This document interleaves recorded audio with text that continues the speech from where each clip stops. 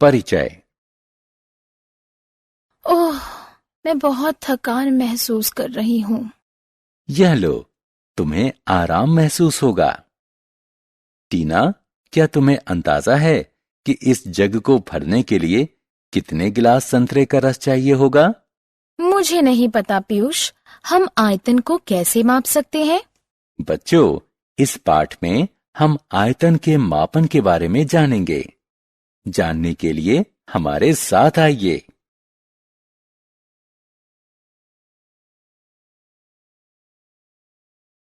आओ सीखें। त्रिविमीय वस्तुओं को पहचानना। किसी वस्तु का आयतन बताना। घन, घनाभ, बेलन, शंकु और गोले का आयतन ज्ञात करने का सूत्र बताना। त्रिविमीय आकार क्या होता है? इन आकारों को देखिए। आपने क्या देखा? इन आकारों के 3 आयाम होते हैं: लंबाई, चौड़ाई और ऊंचाई। इसलिए हम इन आकारों को त्रिविमीय आकार कहते हैं। सभी त्रिविमीय आकार ठोस होते हैं। आयतन क्या है? किसी वस्तु द्वारा घिरे गए स्थान के माप को उस वस्तु का आयतन कहते हैं। उदाहरण स्वरूप, एक फूला हुआ गुब्बारा एक खाली गुब्बारे से ज्यादा जगह घेरता है। इसका अर्थ है कि हवा भरे गुब्बारे का आयतन उस गुब्बारे से ज्यादा होता है जिसमें हवा नहीं भरी है। आयतन क्षमता भी दर्शा सकता है। एक बर्तन अपने भीतर कितना धारण कर सकता है। नहाने के टब का आयतन कॉफी के प्याले से ज्यादा होता है। आयतन का मात्रक। मूलतः आयतन घन मिलीमीटर, घन सेंटीमीटर और घन मीटर में व्यक्त किया जाता है। सामान्यतः किसी ठोस का आयतन V उसके आधार का क्षेत्रफल गुणा ऊंचाई होता है। यहां A ठोस के आधार का क्षेत्रफल है और h उसकी ऊंचाई है। आइए विभिन्न वस्तुओं के आयतन के बारे में जानें।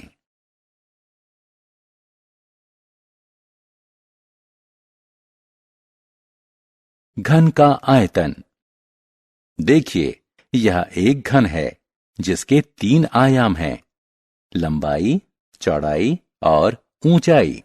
यह एक खाली डिब्बे जैसा है और इसके 6 वर्गाकार फलक हैं जो आकार में समान हैं। आप इसका आयतन कैसे मापेंगे? सोचिए। पहले इस वर्ग को लीजिए जिसकी प्रत्येक भुजा की लंबाई L है। अब इस वर्ग को घन में बदल दीजिए। ध्यान दीजिए कि घन के सभी फलक की लंबाई L है। आयतन प्राप्त करने के लिए हमें बस आधार के क्षेत्रफल A को L से गुणा कर देना है। इस प्रकार इन तीनों L का गुणा करने पर हमें घन L प्राप्त हुआ। अतः घन का आयतन प्राप्त करने का सूत्र है घन L।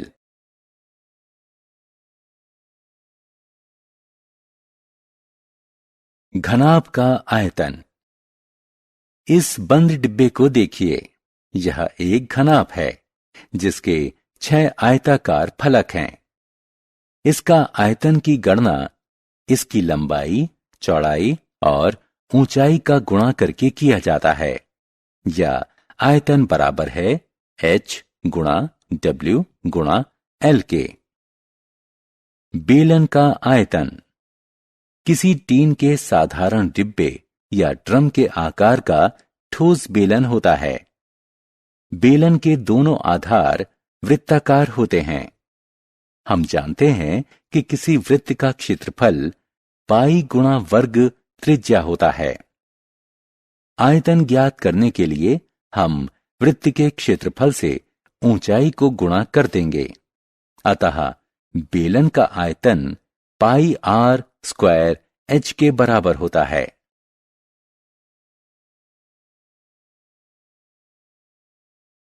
शंकु का आयतन।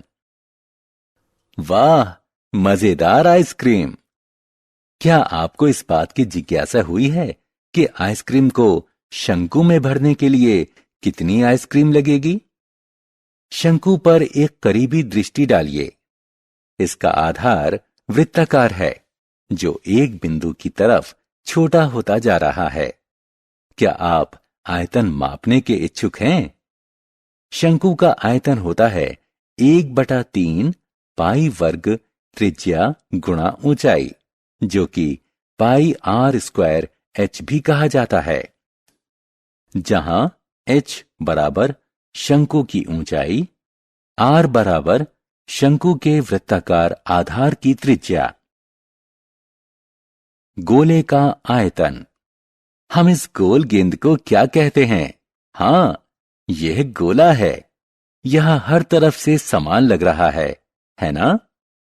गोले का आयतन ज्ञात करने का सूत्र है 4/3 पाई घन त्रिज्या, जो कि 4/3 पाई r³ भी कहा जाता है।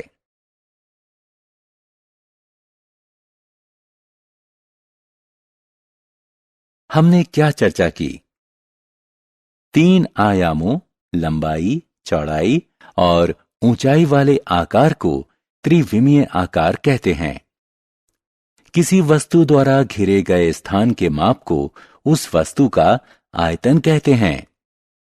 आयतन किसी पात्र की क्षमता भी दर्शा सकता है कि एक बर्तन अपने भीतर कितना धारण कर सकता है।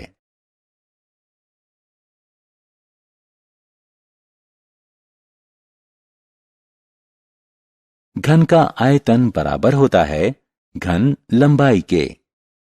घनाभ का आयतन बराबर होता है ऊंचाई गुणा चौड़ाई गुणा लंबाई के। बेलन का आयतन बराबर होता है पाई वर्ग त्रिज्या गुणा ऊंचाई के। शंकु का आयतन बराबर होता है 1/3 पाई वर्ग त्रिज्या गुणा ऊंचाई के। गोले का आयतन बराबर होता है 4/3 पाई घन त्रिज्या के।